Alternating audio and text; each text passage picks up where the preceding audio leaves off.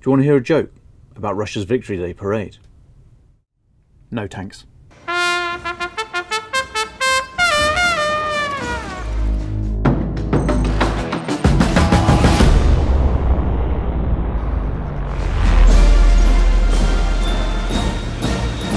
Moscow's Victory Day parade, held on May the 9th, was notable for the lack of military hardware on display. It's supposed to remember and respect the Second World War generation, but, plot spoiler, it's not really about that at all. Putin and Soviet leaders before him use it as a means of expressing power and prestige.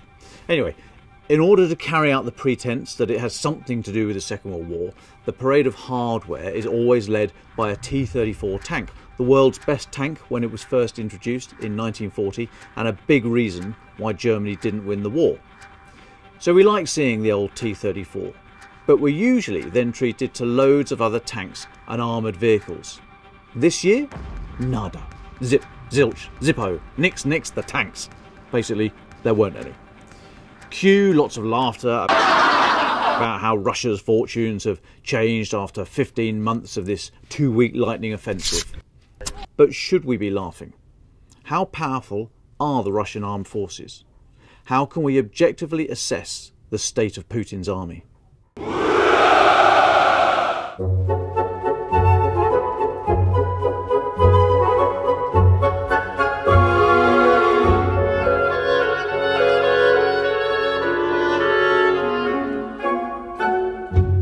The British Army says that fighting power consists of 3 components: the moral, the physical and the conceptual. The conceptual is the way an army fights. For example, it could choose to be light and nimble, able to dash around the battlefield creating havoc, but not much cop if it's decisively engaged. Or it could be solid and sturdy, pounding away and going nowhere fast, but able to take some heavy blows. Staying in the fight is important. It is, somewhat disparagingly, said that the British Army loses every battle except the last one. Ho ho. The Army says the conceptual component is the cheapest in terms of financial investment, but could be the most important of the 3 as it acts as a powerful force multiplier to the others. The Russian army is built to be very armour heavy, with artillery smashing the place up, then tanks rolling in to stick a flag on the rubble. Despite the obvious setbacks in Ukraine, they're sticking to their guns on that one. The guns that haven't already been destroyed, that is. Look, fellas, if you think those tactics work for you, fine. But a proper military high command would only stick to the same plan if they've given it some proper thought and considered other options. And this is where the Russian army really falls short. It is not a learning organisation. It is too rigid in structure, with plans passed down from on high and junior commanders having no ability to adjust those plans in the face of changed circumstances. Grab yourself a chair.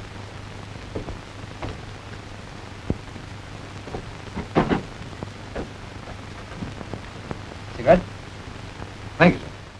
Thinking about how to fight this conceptual component kept Britain in the Second World War in Asia.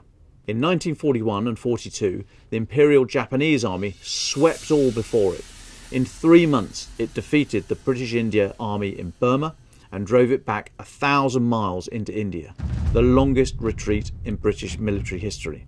Yet from this defeated force limping back across the Chin Hills into Assam rose an army that would later outmatch the Japanese in virtually every aspect. In 1945, the British Indian Army inflicted the worst land defeat the Imperial Japanese Army had ever suffered. How? By learning where it had gone wrong. This was an army willing to learn, that analysed its mistakes and changed rapidly. That mindset of accepting and admitting mistakes and changing in accordance with circumstances has endured. 40 Commando of the Royal Marines deployed to Afghanistan in 2007 on Operation Herrick 7.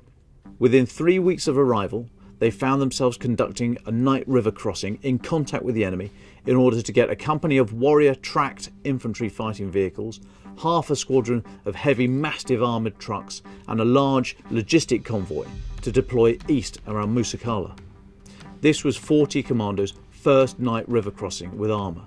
and they had to think on their feet, at one point shoving apples into exhaust pipes to float some vehicles, gimmicks, across the river. The funny fruit story is not important. What was important was the mindset throughout the whole task force that this could be done and problems would be overcome. Basil Littlehart, a British soldier, historian and military theorist, said there was only one thing harder than getting a new idea in the military's mind, and that is getting an old one out. The idea of massed artillery and just sending men into the meat grinder by running at Ukrainian lines is still fixed in Russian minds. No points for the conceptual component then.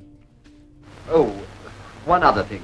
We can understand the moral component of fighting power as the ability to get people to want to fight. We also want you to be happy soldiers. The corruption, bullying and utter lack of humanity expressed by many of the Russian armed forces in Ukraine speaks of a major weakness here and helps explain how, in the 21st century, we still witness atrocities such as Bucha, Irpin and elsewhere. There will be others. If that's how they treat civilians and soldiers, they're not the type of characters to treat their own people with respect and consideration. Would you want to fight for them? So another poor score for Russia on the moral component, which only leaves the physical component and brings us back to the Victory Day parade and the absence of any real capability, either in quantity or quality. Russia is looking for ways to re-equip its armed forces. It's trying to get around sanctions and import technology, mainly from the West, for things like precision-guided munitions. It may get there eventually, and in the meantime, it's trying to ramp up domestic production of tanks, artillery and other warfighting materiel. So there is a race of sorts between Russia and Ukraine to build up the physical assets required to prosecute a modern high-intensity war, a subject we will no doubt come back to. But as I've said, just having the stuff is only one component of fighting power, and Russia shows no sign of developing the other two.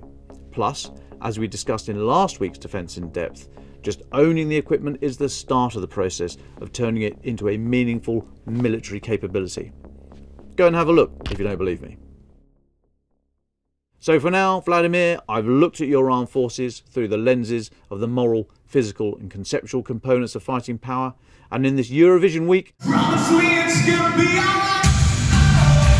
I'm afraid I'm going to have to award you nil point.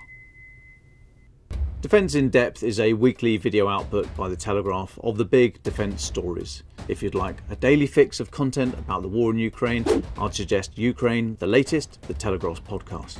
For more defence stories, we've left links in the description below, and if you have a topic you would like us to cover, let us know in the comments. Please do visit our website for the latest updates, news and analysis, or failing that, you can read a paper.